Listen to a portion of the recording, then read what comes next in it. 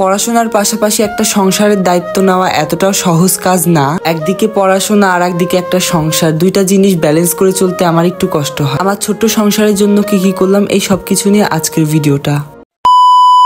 Hello guys, আসসালামু আলাইকুম, this is me Ahir Wasi. আজকে কলেজে 2-3টা ক্লাস শেষে আমি বাজারে গিয়ে কি করেছিলাম এই সব কিছু নিয়ে আজকের ভিডিওটা। প্রথমত আমার ব্যাগে জিনিসপত্র রেখে আমি একটা ক্যারি ব্যাগ নিয়ে একদম বাজারের উদ্দেশ্যে রওনা হলাম। বাজারে যাওয়ার আগে আমি আমার বেস্ট ফ্রেন্ডকে রিসিভ করব, আর সেটা হচ্ছে রেলগেটে। ওরে রেলগেট থেকে রিসিভ করে একটি অটো নিয়ে আবার চলে আসলাম একদম বাজারে এসে আমার অনেক কথা মনে পড়তেছিল। সব থেকে বেশি মনে পড়তেছিল আমার বাবার কথা। আর মনে পড়ার সব থেকে বড় কারণ হলো আমি ছোট থেকে আমার বাবাকেই বাজার করতে দেখেছি। আমি ওইভাবে কোনোদিন বাজার করিনি বা সুযোগ হয়। আজকে ভাগ্যের কি পরিহাস দেখো, আমার নিজে বাজার করে খেতে হচ্ছে, রান্না করে খেতে হচ্ছে, আবার পড়াশোনাও করতে হচ্ছে। কি অদ্ভুত জীবনের নিয়ম, তাই না? যেটা কখনো কল্পনা করি নাই, ভাবিও নাই, সেটাই আজকে আমার ভাগ্যক্রমে করতে হচ্ছে। যাক, অভিজ্ঞতা নেওয়া ভালো, কারণ কখন কোন পরিস্থিতিতে সময় আমাকে নিয়ে যাবে এটা বলা খুবই মুশকিল। আমি এটা মনে করি যে চিরদিন কেউ পাশে থাকে না, কেউ না। তো নিজের কাজগুলো নিজের করা উচিত, শেখা উচিত। আজকে যখন দুনিয়াতে তুমি একটা কাজ করতে পারছো না বা তোমার দ্বারা হচ্ছে না, তখন 10 মানুষ তোমাকে কথা শোনাবে তুমি কেন এটা পারছো না।